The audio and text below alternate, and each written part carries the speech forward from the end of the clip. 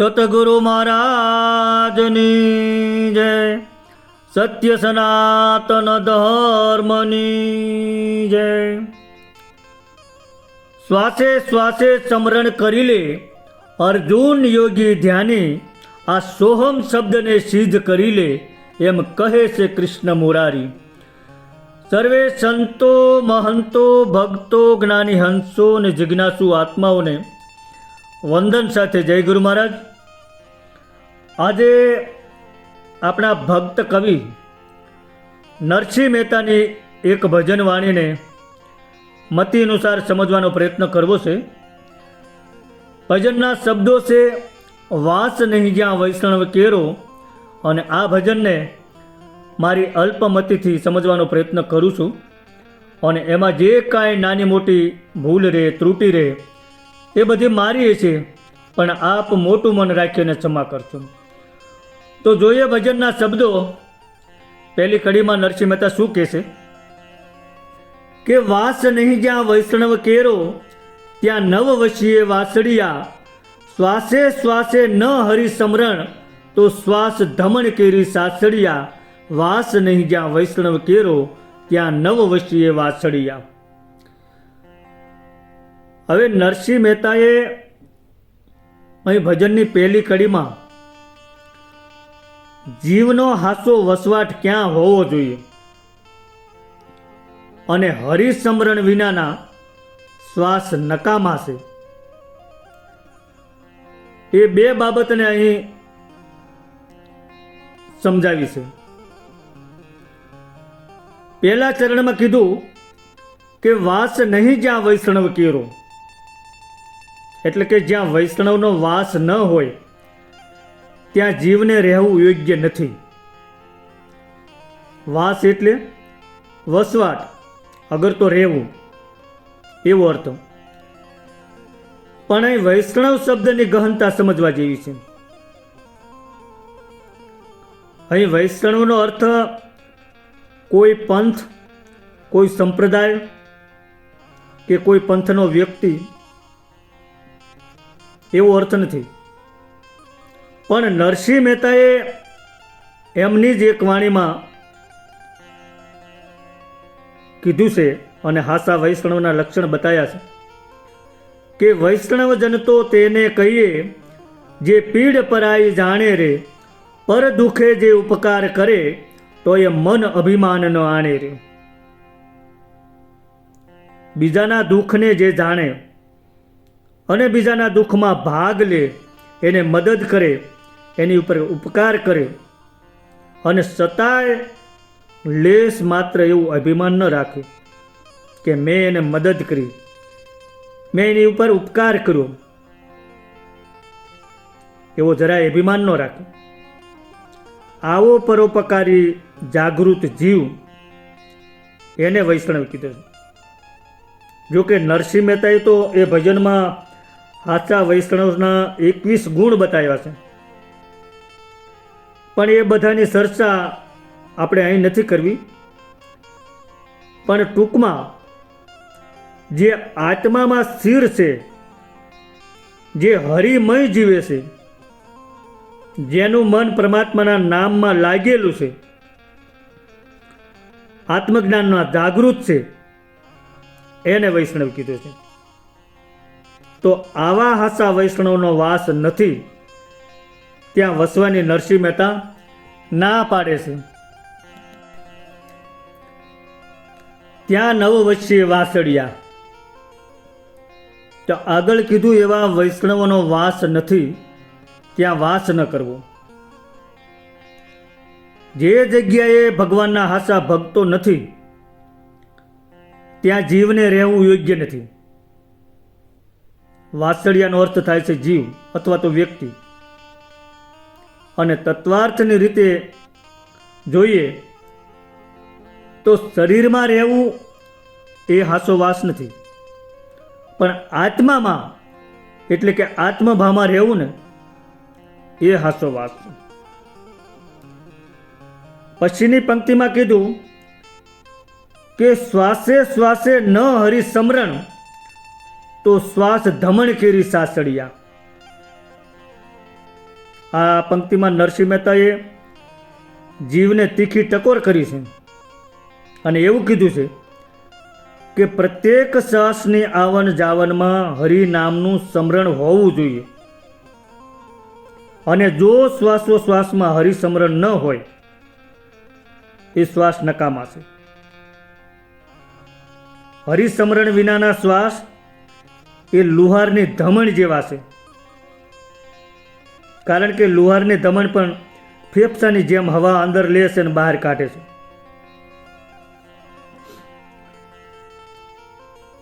જોકે હવે તો આ લુહારની ધમણ જોવા નથી મળતી, કારણ કે ઇલેક્ટ્રિક સાધનો બધા આવી ગયા, એટલે જૂના સાધનો બધા લુપ્ત થઈ ગયા.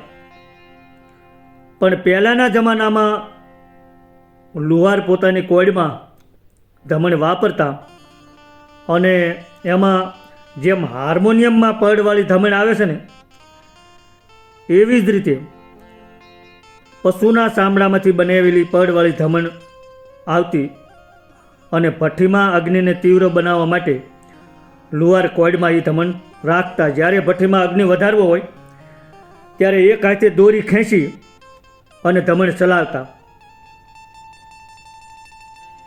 અને એ ધમણ પર હવા અંદર લે છે અને બહાર કાઢે છે. એટલે નરસિંહ મહેતા કહે છે કે જો શ્વાસે શ્વાસે હરિસ્મરણ ન થાય તો એ શ્વાસ લુહારની ધમણ જેવા છે. એમાં હવા છે પણ ચેતના નથી, એમાં હવા છે પણ જીવન નથી. પ્રત્યેક શ્વાસમાં સહજ રીતે જપ ચાલતો હોય તેને અજંપા જાપ કહેવાય છે. અને બધા સંતોએ શ્વાસોશ્વાસે સ્મરણ જ બતાવ્યું છે. જો શ્વાસમાં હરિ નથી તો એ શ્વાસ ફક્ત શરીર ચલાવે પણ આત્માને નથી જગાડતો. એટલે સંતો કહે છે કે હરિ વગરનો શ્વાસ જીવન નથી. અને કબીર સાહેબે એટલે જ કીધું છે કે શ્વાસ શ્વાસમાં હરિ નામ લે, વૃથા શ્વાસા મત ખોય, ન જાને શ્વાસ કો ફિર આવન હો યા ન હો. આ જીવન એટલું ક્ષણભંગુર છે કે ક્યારે એ પૂરું થઈ જશે એ નક્કી નથી. લીધેલો શ્વાસ બહાર આવશે કે નહીં, અગર તો બહાર કાઢેલો શ્વાસ અંદર પાછો આવશે કે નહીં એની ખબર નથી. આટલું ક્ષણભંગુર આ જીવન છે. અને એટલે કબીર સાહેબ કહે છે કે શ્વાસે શ્વાસે સ્મરણ કરને તું ही कर तन में, शान गुरु की यही सत्यारथ देखो दिल दर्पण में. સંતોએ તો ત્યાં સુધી કહી દીધું છે કે હરિ સ્મરણ વગરનો શ્વાસ એ આત્મા વગરના શરીર સમાન છે. હરિ સ્મરણ એટલે સ્વરૂપમાં રહેવું. અહીં નરસિંહ મહેતાએ બે વસ્તુ સ્પષ્ટ રીતે સમજાવી દીધી છે. એક તો હાસા વૈષ્ણવના સંગમાં રહેવું, અને હર શ્વાસે હરિસ્મરણ કરવું. અહીં નરસિંહ મહેતાએ રહસ્ય ખુલ્લું કરી બતાવી દીધું છે કે તમે શરીર નથી, તમે આત્મા છો, અને આત્મામાં સ્થિર થયા વગર તમારું જીવન ધમણ જેવું છે. પણ નરસિંહ મહેતા આટલેથી અટકા નથી, હજી આગળ તીખી ટકોર કરે છે. આગળ શું કહે છે બીજી પંક્તિમાં કે જીભલડી ન જપે જપમાળા તો જીભલડી નહીં ખાસડિયા, જન્મ તેનો નહીં લેખામાં જે ન કહેવાયા હરિદાસડિયા, જીભલડી ન જપે જપમાળા તો એ જીભલડી નહીં ખાસડિયા. શું કીધું કે જીભલડી ન જપે જપમાળા તો એ જીભલડી નહીં ખાસડિયા. આ પંક્તિમાં નરસિંહ મહેતાએ આકરા વચન બાણ માર્યા છે. નરસિંહ મહેતા કહે છે કે જે જીભ પરમાત્માનું નામ નથી લેતી તે ચામડાના જૂતા જેવી નિર્જીવ છે, એમાં જીવંત નથી. એમાં આત્મા ચેતના નથી, એટલે કે મૃત છે. જે જીભ ભગવાનનું નામ નથી લેતી તે જીભનું કોઈ ખાસ મૂલ્ય પણ નથી. અહીં જીભનો અર્થ માત્ર માંસનો ટુકડો નથી, પણ ચેતનાની અભિવ્યક્તિ જોઈએ. જો આત્મા સાથે જોડાયેલી નથી તો એ મૃત પદાર્થ સમાન જ છે. બીજી વાત કે જીભનું એક નામ રસના છે. કારણ શું કે તે રામરસ કે હરિરસનો આસ્વાદ લઈ શકે છે. પણ જો આ રામરસ કે હરિરસનો આસ્વાદ ન લે તો તે ચામડાના ટુકડામાંથી બનાવેલ જૂતા સમાન જ છે, એવું નરસિંહ મહેતા અહીં કહે છે. અને આ જીભ છે ને એ બહારની વાત કરે છે, મોહ માયાની વાત કરે છે, પણ આત્માની વાત નથી કરતી. આત્માની વાત નથી કરતી તો એ જીભ જૂતા જેવી, કારણ કે એમાં ચેતના જાગી નથી.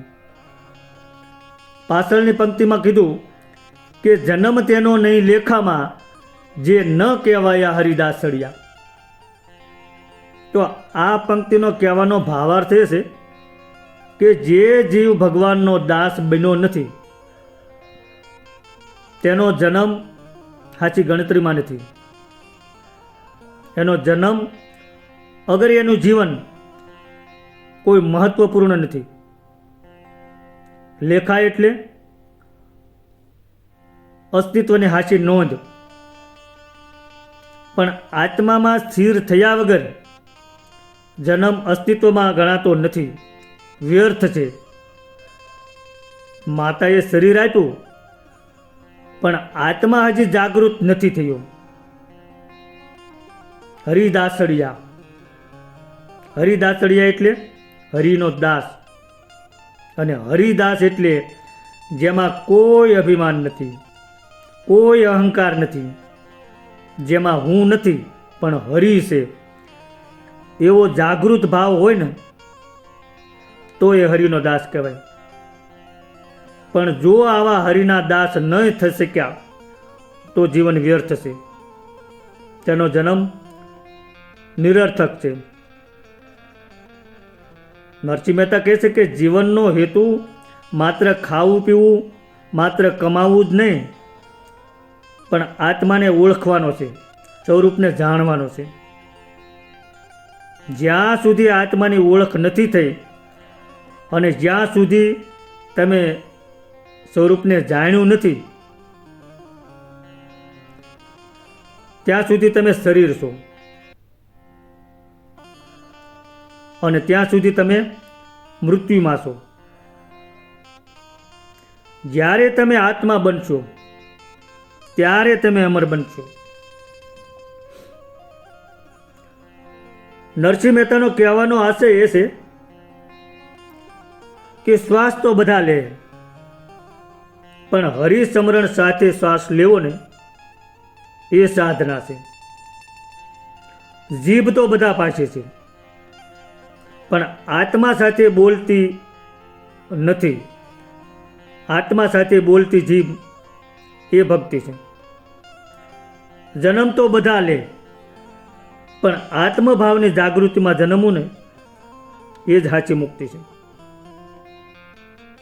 હરિ ક્યાંય દૂર નથી, પણ અજ્ઞાનનો માત્ર એક પડદો જ આડો છે, એ પડદાને જ હટાવવાનો છે.